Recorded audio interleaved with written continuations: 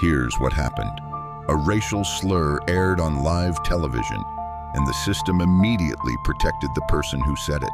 The BAFTAs incident was ugly. A racial slur went out on a major broadcast while black presenters were on stage. And the moment the clip hit the internet, the conversation didn't go where it should have gone.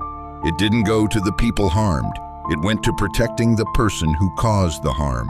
And that right there is the whole problem. Because we've built a culture where understanding becomes a weapon, not a bridge, a weapon.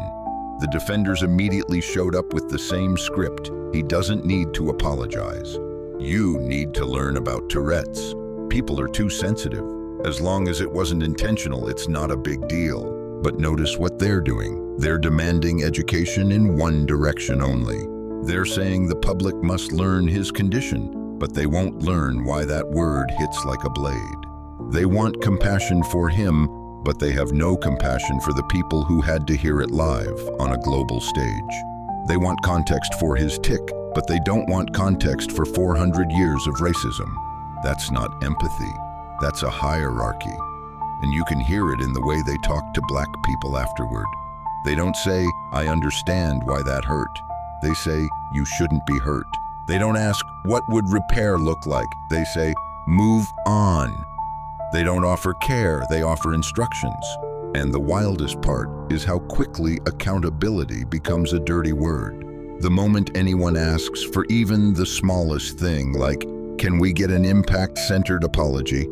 the crowd acts like that's persecution. But here's the truth. Even if a tick is involuntary, a response isn't. You might not be able to control what comes out in a moment, but you can control what you say after.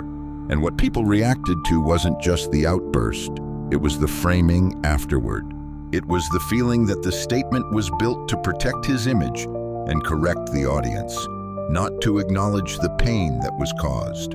There's a difference between "don't interpret this as intentional" and "I'm sorry for the harm it caused." Those aren't the same thing. One is self-defense, the other is repair. And then came the comment section word salad. People tried to drown the harm in distractions. Tarantino uses the N-word in movies. Black people say it to each other. This is DEI gone too far. None of that answers the question. It's just a pile of excuses designed to make black people doubt their own reaction. Because Tarantino's scripts are fiction. This was real life. And in-group language isn't the same as an out-group slur broadcast into a room where black people are just trying to exist without being hit. Those arguments are not explanations, they're escape routes. And the DEI part? That's the tell. A lot of the same people who mock DEI as weakness suddenly become activists for accommodation when it protects a white man. Suddenly, inclusion is good. Suddenly, sensitivity matters. Suddenly, we all need to learn, adjust, forgive, and understand. But watch what happens when the group asking for understanding is black, or trans, or any group outside the majority comfort zone. Then it becomes, "Stop whining. Stop making everything about race. Why are you offended? Get over it." So let's say it plainly. The majority doesn't hate sensitivity. They hate sensitivity when it challenges them. They don't hate DEI. They hate it when DEI protects people they don't think deserve protection.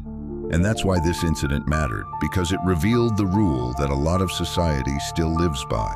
If the majority isn't offended, accountability is optional.